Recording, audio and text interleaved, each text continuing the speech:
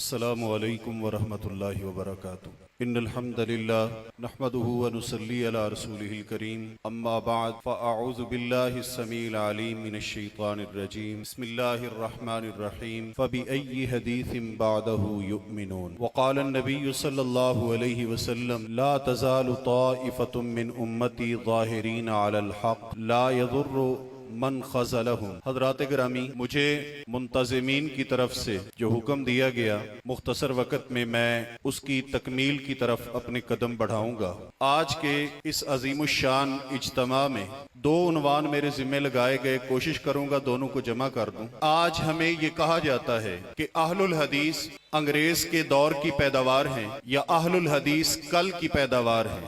کیا ہمارے مخالف لابی یہ جو پروپیگنڈا کرتی ہے اس میں کس حد تک صداقت ہے؟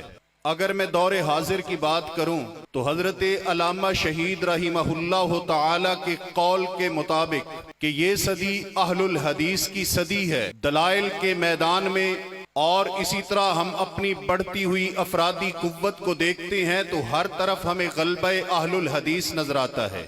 اگر آپ 14ویں صدی میں جائیں تو آپ کو محترم عبدالحی لکھنوی کی کتابوں میں تذکرہ اہل الحدیث ملے گا۔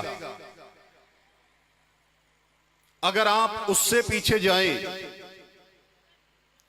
شاہ ولی اللہ محدث دہلوی رحمہ اللہ تعالی،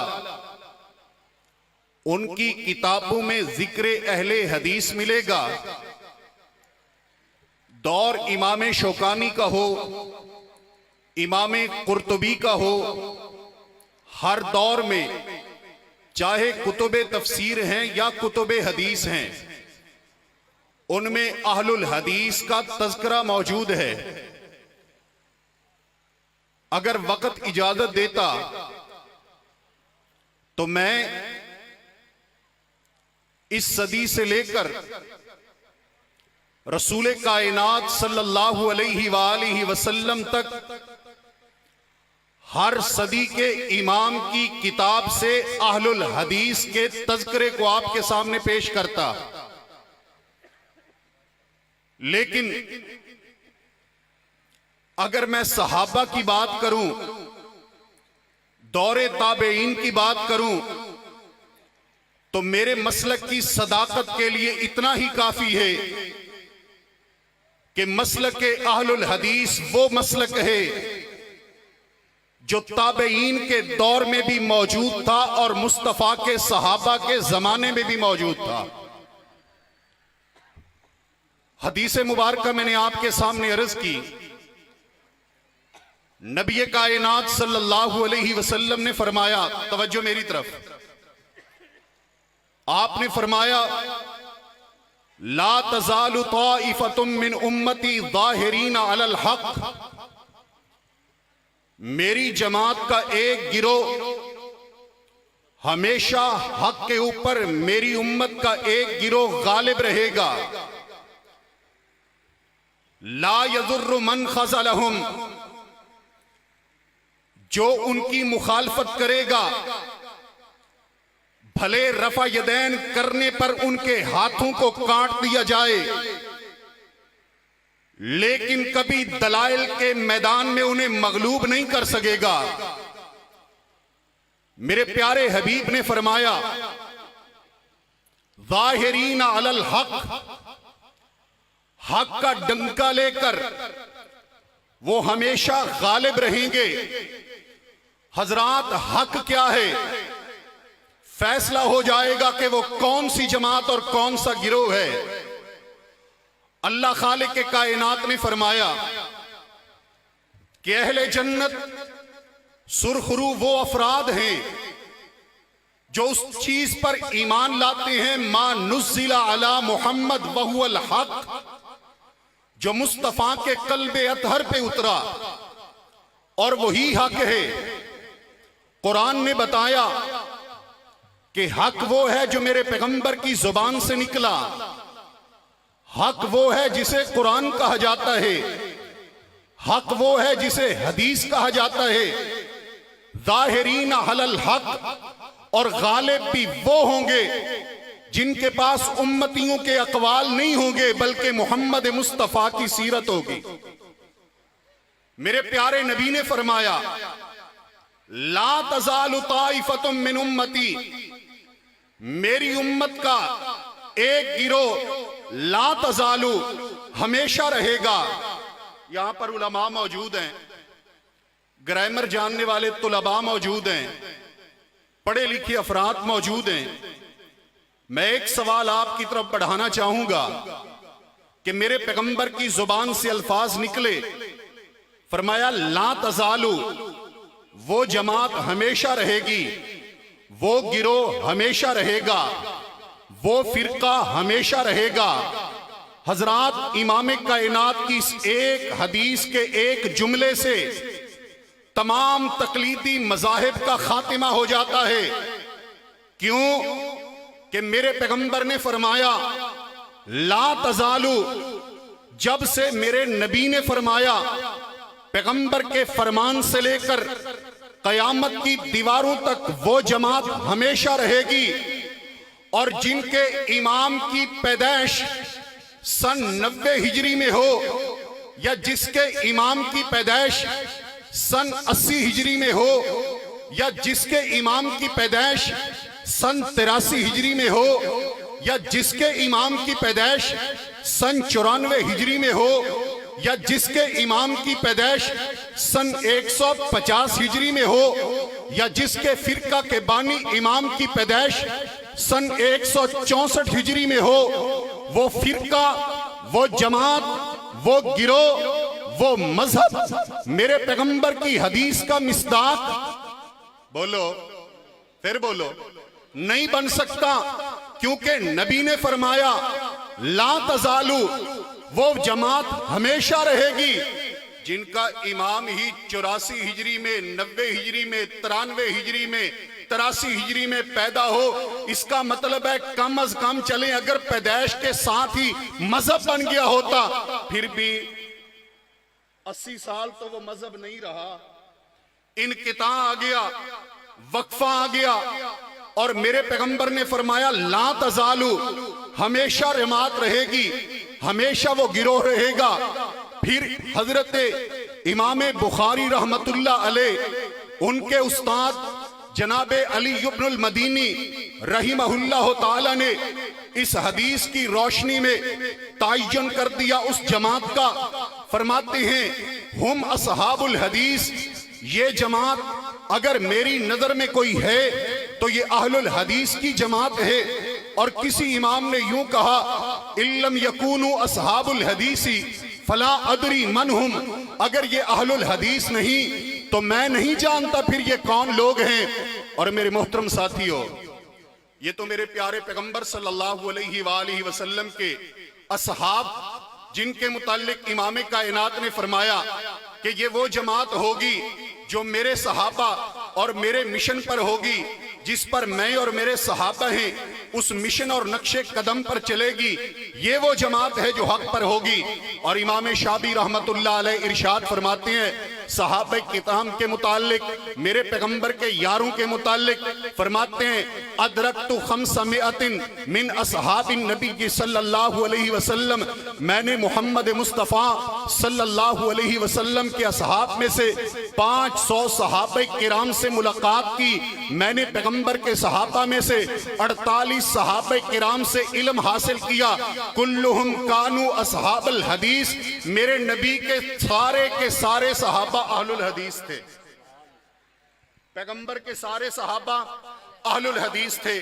میں نے بڑے اختصار کے ساتھ چند ائمہ کے اقوال کی روشنی میں واضح کیا کہ میرے نبی اور نبی کے صحابہ اہل الحدیث تھے۔ یہ لقب اہل حدیث کا صحابہ کے اندر موجود، یہ نام اہل حدیث کا صحابہ کے اندر موجود، یہ اسم اہل حدیث کا صحابہ کرام کے اندر موجود۔ اب آئیے مختصر سے ٹائم میں یہ بھی عرض کرتا چلوں کہ اگر عمل کو دیکھیے تو عمل اہل الحدیث، آج جس چیز پر اہل الحدیث کا عمل ہے، عملی طور پر بھی میرے پیغمبر کے صحابہ اسی مشن پر قائم تھے، موجود تھے۔ سیدنا علی المرتضی رضی اللہ تعالی عنہ ہیں، اور مجمع الزوائد کے اندر یہ روایت موجود ہے ایک شخص آیا عید کی نماز پڑھنے کے لیے، ابھی عید کی جماعت کھڑی نہیں ہوئی، یہ آیا، اس نے آ کے نفل پڑھنے شروع کر دیے۔ سیدنا علی المرتضیٰ نے فرمایا، اے اللہ کے بندے، نبی کائنات صلی اللہ علیہ وسلم نے نماز عید سے پہلے کوئی نفلی نماز نہیں پڑھی، تم نفل کیوں پڑھ رہے ہو؟ غور کیجئے وہ کیا جواب دیتے، کہتے اے علی ایعذبنی اللہ علی صلاۃ، کیا اللہ مجھے نماز پڑھنے پہ عذاب دے گا؟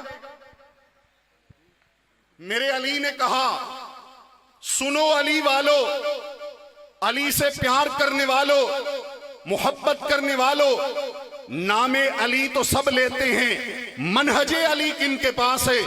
سیدنا علی فرماتے ہیں کہ پیغمبر کائنات نے عید کی نماز سے پہلے کوئی نفلی نماز نہیں پڑھی، اور یہ کیا کہتا ہے، ایعذبنی اللہ علی صلاۃ، اے میرے علی میں کوئی گناہ کا کام تھوڑی کر رہا ہوں، رب کی بغاوت تھوڑی کر رہا ہوں، میں تو نماز ہی پڑھ رہا ہوں، کیا نماز پڑھنے پر میرا اللہ مجھے عذاب دے گا؟ یہ جو میرے علی والا سوال ہے، یہی سوال لے کر آج اہل الحدیث اٹھا ہے۔ آج اہل الحدیث کہتے اے میرے بھائی، تو نے وضو تو کیا، لیکن وضو میں یہ جو تو گردن کا مسح کر رہا ہے میرے پیغمبر نے نہیں کیا، تو کیوں کرتا ہے؟ آج اہل الحدیث کا بھی یہی مطالبہ ہوتا ہے، نماز میرے پیغمبر نے اللہ اکبر سے شروع کی ہے، تو کہتا ہے نیت کرنا نماز دی، نماز واسطے خدا دے، 4 رکعتاں پیچھے اس امام دے، یہاں سے نماز میرے پیغمبر نے شروع نہیں کی۔ حضرات گرامی، میرے پیغمبر نے روزہ بند کیا، اذان سن کے بند کیا، تو نے ایک زبانی نیت بنائی، وَبِصَوْمِ غَدٍ نَوَيْتُ مِنْ شَهْرِ رمضان۔ آج اہل الحدیث کہتا ہے کہ یہ نیت پیغمبر نے نہیں کی، پیغمبر کے صحابہ نے نہیں کی، اے میرے بھائی تو یہ نیت کیوں کرتا ہے؟ آج اہل الحدیث کہتے کہ میرے پیغمبر کے صدیق کی زندگی میں نبی کی پیدائش کا دن 63 مرتبہ آیا، سیدنا فاروق کی زندگی میں پیغمبر کی پیدائش کا دن 63 مرتبہ آیا، جناب عثمان کی زندگی میں پیغمبر کی پیدائش کا دن 83 مرتبہ آیا، سیدنا علی کی زندگی میں نبی کی پیدائش کا دن 63 مرتبہ آیا۔ ان تمام لوگوں کو پیارے نبی کے ساتھ محبت بھی تھی، عقیدت بھی تھی، الفت بھی تھی، چاہت بھی تھی، پیار بھی تھا، لیکن ہم سوال کرتے ہیں کہ ان تمام یاروں نے، پیغمبر کے جانثاروں نے نبی کی ولادت کے دن کو جب عید نہیں منایا تو کیوں مناتا ہے؟ آگے سے ہمیں جواب یہ ملتا ہے، میں تو پیغمبر کی محبت میں کر رہا ہوں، کیا یہ گناہ ہے؟ کیا رب اس پہ مجھے عذاب دے گا اگر کسی کو ٹوکا جائے؟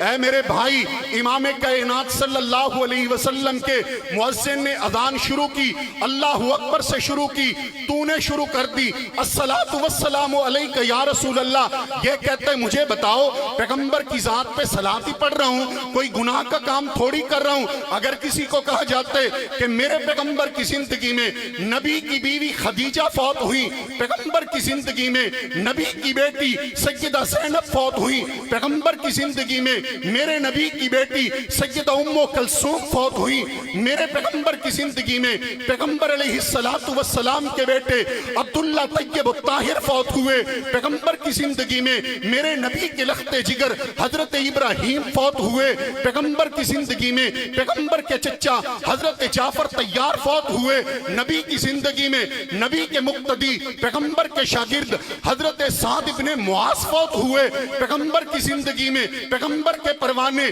حضرت مصعب بن عمیر فوت ہوئے۔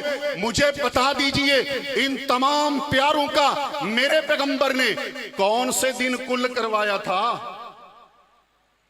حضرات، میں جہلم کی کسی بیٹھک میں بیٹھ کے بات نہیں کر رہا اور نہ ہی کسی حجرے میں بیٹھ کے بات کر رہا ہوں، فاروق کا کی سرزمین میں بھرے اجتماع میں اپنے علماء کی موجودگی میں مرکزی جمعیت اہل حدیث کے پلیٹ فارم سے بات کر رہا ہوں۔ اگر کسی کے پاس دلیل ہے قیامت کی دیواروں تک لے کے آئے، واللہ ہم بھی کل خانیوں کا اعلان کریں گے، ہم بھی ختم دلوانا شروع کر دیں گے، لیکن دلیل تو لائیے۔ جب کہا جاتا ہے کہ میرے پیغمبر کے یہ تمام پیارے فوت ہوئے، میرے پیغمبر نے کتنے سپارے بخشے، کتنے لوگوں نے کہاں پہ بیٹھ کے کتنے دن یہ قرآن پاک ختم کیے کلخانیاں کی، جواب یہ ملتا ہے ہم قرآن ہی پڑھ رہے ہیں، ہم کوئی گناہ کا کام کر رہے ہیں۔ آئیے سنیے جناب علی المرتضی رضی اللہ تعالی عنہ کا موقف، میرے پیارے علی کا عقیدہ، پیارے علی کا فرمان۔ پیارے علی رضی اللہ تعالی عنہ فرمانے لگے اے اللہ کے بندے سن، میں یہ نہیں کہتا کہ رب نماز پڑھنے پہ تجھے گناہ دے گا، رب نماز پڑھنے پہ تجھے عذاب میں مبتلا کرے گا، لیکن میں اتنا ضرور کہتا ہوں کہ یعذبک اللہ علی مخالفت محمد صلی اللہ علیہ وسلم، رب تجھے نماز پڑھنے پہ عذاب نہیں دے گا، رب عذاب دے گا محمد کی مخالفت کرنے پہ۔ تو نے نبی کی مخالفت کی ہے۔ جب عید سے پہلے میرے پیغمبر نے کوئی نفلی نماز پڑھی؟ بولو نہیں پڑھی۔ جب تو پیغمبر سے آگے قدم بڑھا کر نماز پڑھے گا، رب نماز پڑھنے پہ عذاب نہیں دیتا، رب عذاب دیتا ہے مصطفیٰ کی مخالفت کرنے پہ۔ اور امام ابن تیمیہ رحمہ اللہ تعالی ان کا قول سنیے، آج وہ لوگ جو مسلک کے اہل الحدیث سے دور ہیں، گلے شکوے کرتے ہیں، غلط فہمیوں میں مبتلا ہیں، انہیں میرے مسلک کی سمجھ آ جائے۔ فرماتے ہیں ایک عمل، ایک کام رسول اللہ صلی اللہ علیہ وسلم کے دور میں وقت بھی تھا، ٹائم بھی تھا، تقاضا بھی تھا، لیکن میرے نبی نے چھوڑ دیا۔ جیسے پیغمبر نے جس کام کو کیا وہ کرنا سنت ہے، ایسے ہی امام کائنات نے جس کام کو چھوڑ دیا وہ چھوڑنا، بولو چھوڑنا بھی سنت ہے۔ اس لیے تو ہم نے اذان سے پہلے صلاۃ و سلام چھوڑ دی، کیونکہ یہاں پر صلاۃ و سلام چھوڑنا مصطفیٰ کی سنت ہے۔ اور مثال دی امام ابن تیمیہ رحمہ اللہ نے، فرماتے ہیں ہم جمعہ پڑھتے ہیں اور جمعے کے لیے آنے سے پہلے اذان بھی کہی جاتی ہے، جب نماز پڑھتے ہیں تکبیر بھی پڑھے۔ جمعہ کا دن پڑھے نا الحمدللہ، صبح بھی پڑھنا نا انشاءاللہ۔